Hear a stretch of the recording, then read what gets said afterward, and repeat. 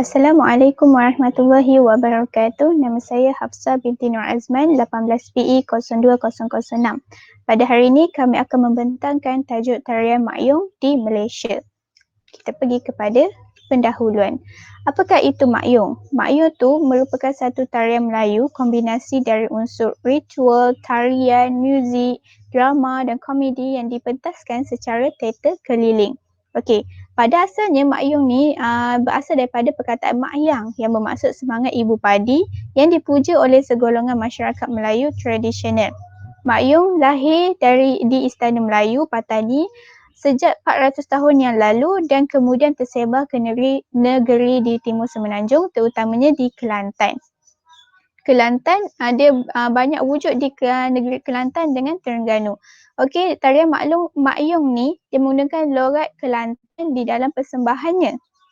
Seterusnya, kita tak dapat memastikan dari mana asal-usul perkataan Mak Yong atau erti sebenarnya perkataan itu dan besar kemungkinan ia berasal daripada satu upacara pemujaan roh dan Mak Inang atau roh ibu yang juga roh padi.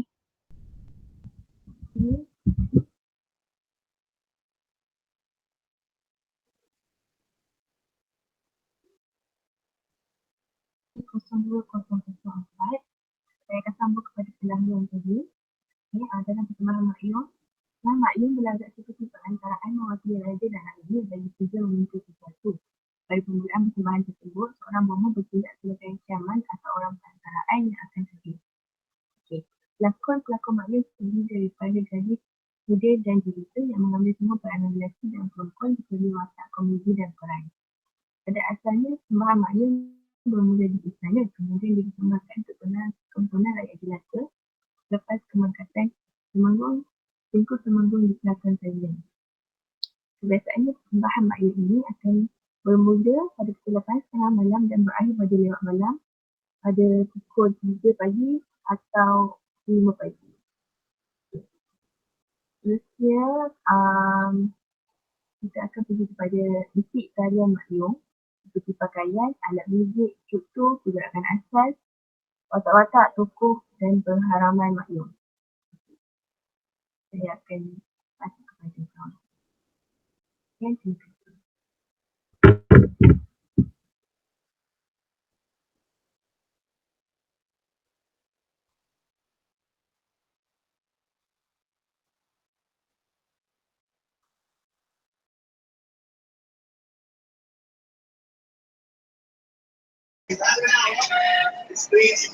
Assalamualaikum warahmatullahi wabarakatuh. Nama saya Hafsah binti Muhammad Azhar, nombor bateri 18 PE 02031. Jadi saya teruskan dengan slide yang seterusnya, iaitu pakaian. Watak-watak penting dalam Mak Yong diberikan nama khas dan setiap watak mempunyai pakaian lengkapnya sendiri, walau untuk apa cerita sekalipun.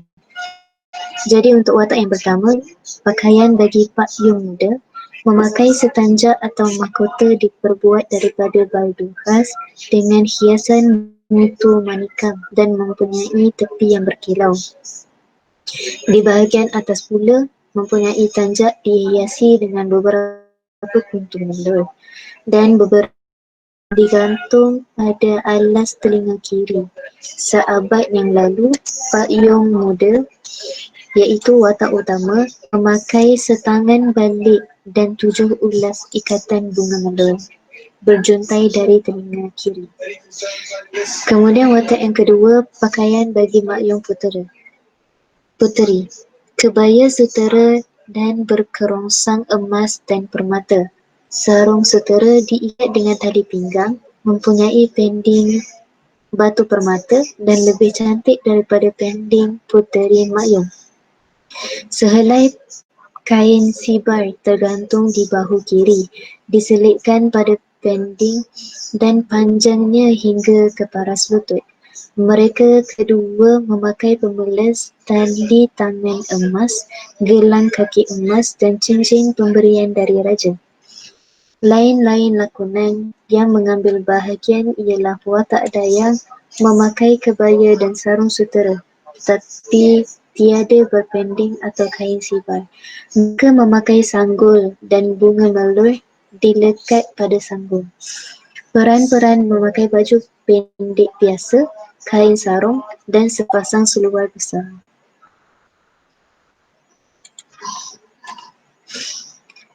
Yang kedua, alat-alat muzik. Ini antara alat-alat muzik yang digunakan dalam tarian makyung.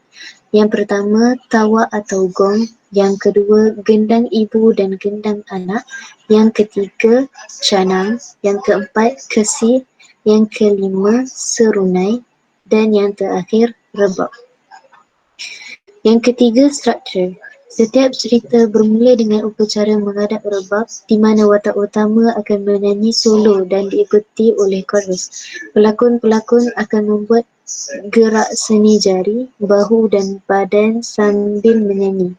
Mereka kemudian mengelilingi pentas dengan tarian perlahan dan salah seorang akan memulakan nyanyian solo sedayung makyung.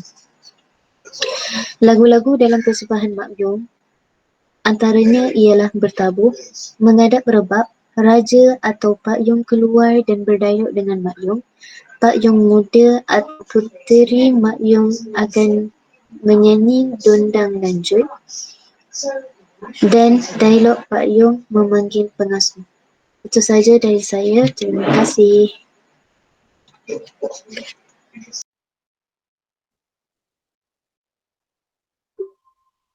Assalamualaikum warahmatullahi wabarakatuh. Nama saya Nur Anis binti Muhammad Jamil.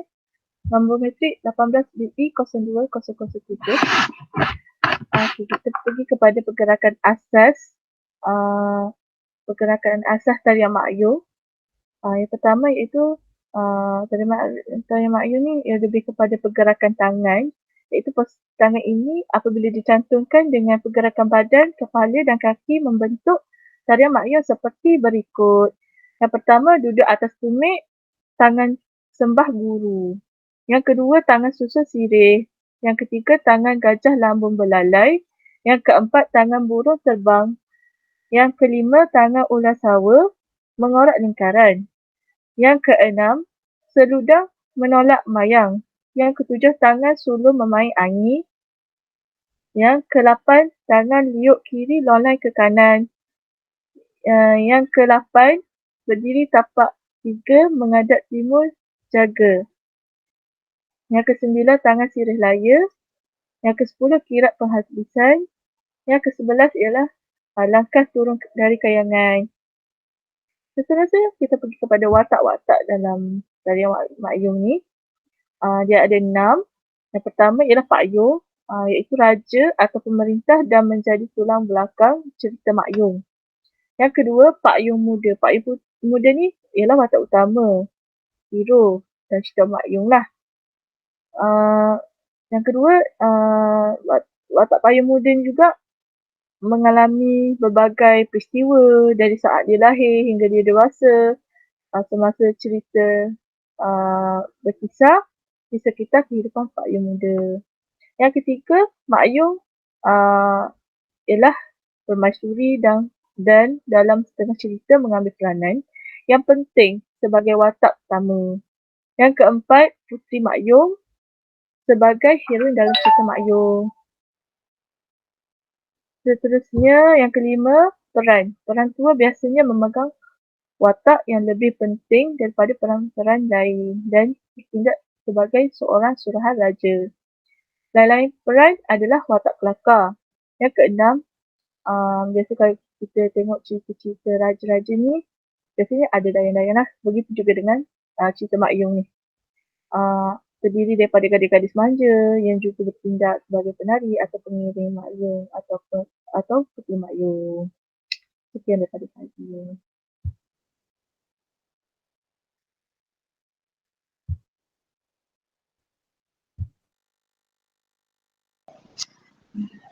Assalamualaikum. Nama saya Nur Najibah binti Muhammad Imam Asmawi, 18BE020005. Hari ini saya akan membentangkan tentang pengharaman makyung. Seperti yang kita tahu, makyung ini mempunyai aspek ritual yang mempunyai unsur-unsur ketuhanan. Berdasarkan istilah makyung itu sendiri, dipercayai berasal daripada mahyang, iaitu nama semangat roh ibu, iaitu roh padi. Berdasarkan latar belakang masyarakat pada ketika itu, merupakan nelayan dan petani. Mereka ini sangat bergantung kepada alam dan gejala alam. Jadi, disebabkan pergantungan ini, mereka melakukan pemujaan terhadap alam supaya roh yang menjaga tanaman dan lain-lain akan memberi restu dan meningkatkan penghasilan dari sudut ekonomi. Okey. Upacara ini telah dilakukan oleh pawang menerusi persembahan makyung. Jemaah ulama memfatwakan bahawa makyung, menora yang terdapat pada masa kini dan pelaga ayam termasuk pelaga binatang-binatang lain hukumnya adalah haram. Makyung ini bertentangan dengan ajaran Islam kerana mempunyai unsur-unsur syirik dan pemujaan. Kerajaan negeri Kelantan tidak menghalang persembahan tarian ini sekiranya mematuhi syariah yang ditetapkan. Sebab negeri Kelantan menghalang persembahan ini kerana berlakunya percampuran antara lelaki dan perempuan di dalam persembahan tersebut kerana akan menimbulkan fitnah terhadap ajaran agama Islam. Justru itu, ia diharamkan bagi mengelakkan menimbulkan fitnah kepada agama Islam itu sendiri. UNESCO telah menggesa kerajaan Kelantan untuk menarik balik pengharaman tarian ini. Tetapi kerajaan Kelantan tetap mengharamkan tarian ini.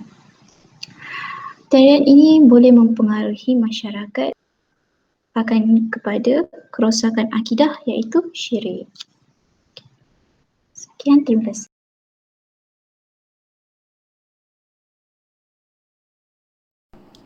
Seterusnya, sebagai penutup, hiburan tidak diharamkan sepenuhnya selagi mana ia tidak melanggar ajaran agama Islam yang telah ditetapkan serta tidak melalaikan individu tersebut. Hal ini kerana seorang penganut agama Islam tu hendaklah mentaati apa yang telah diajarkan dalam agama Islam, serta individu tersebut sendiri perlu bertanggungjawab untuk memastikan bahawa dia sendiri melaksanakan apa yang telah diajarkan dalam Islam seperti solat tepat waktu, tidak menangguh-nangguh dan melewatkannya hanya kerana hendak berhibur. Perkara yang tidak berfaedah hanya boleh melalaikan kita, terutama sekali kita sebagai umat Islam, sebagai seorang Muslim, hendaklah berhati-hati dalam setiap apa yang kita lakukan untuk memastikan bahawa kita tidak melanggar syariat Islam. Kita tahu bahawa Malaysia, negara kita terdiri daripada beberapa buah negeri dan setiap negeri mempunyai budaya dan tradisi itu sendiri.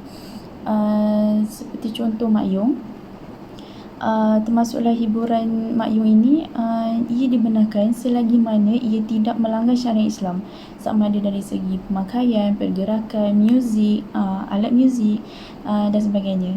Jadi, sebagai kesimpulan, sebenarnya hiburan ini adalah dibenarkan selagi mana penganut agama Islam yang berhibur itu tidak melanggar syariat Islam dan masih mematuhi apa yang telah diajarkan dan ditetapkan dalam Islam.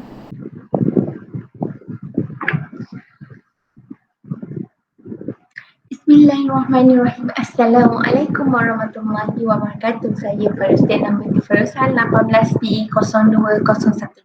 Jadi saya teruskan dengan perbendaharan penutup. Di sini kita dapat lihat seni persembahan tradisional yang mencerminkan identiti atau jati diri bangsa Melayu harus terus menjadi kebanggaan dan terus terpelihara, tetapi hendaklah diikuti dengan hukum hakam yang telah ditetapkan.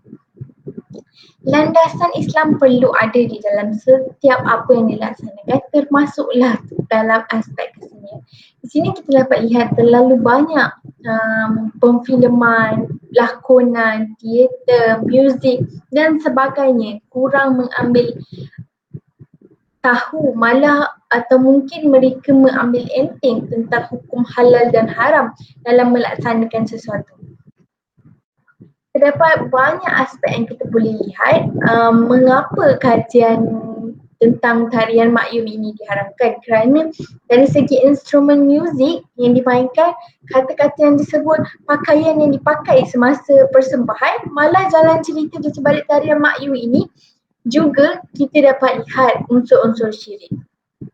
Di sini saya nak tekankan kita perlu berhati-hati dalam memilih hiburan yang ingin kita lihat kerana setiap apa yang kita lihat ataupun apa yang kita laksanakan akan mempengaruhi akidah Islam kita. Jadi di sini sekian sahaja dari kami. Wabillahi taufik wal hidayah. Wassalamualaikum warahmatullahi wabarakatuh.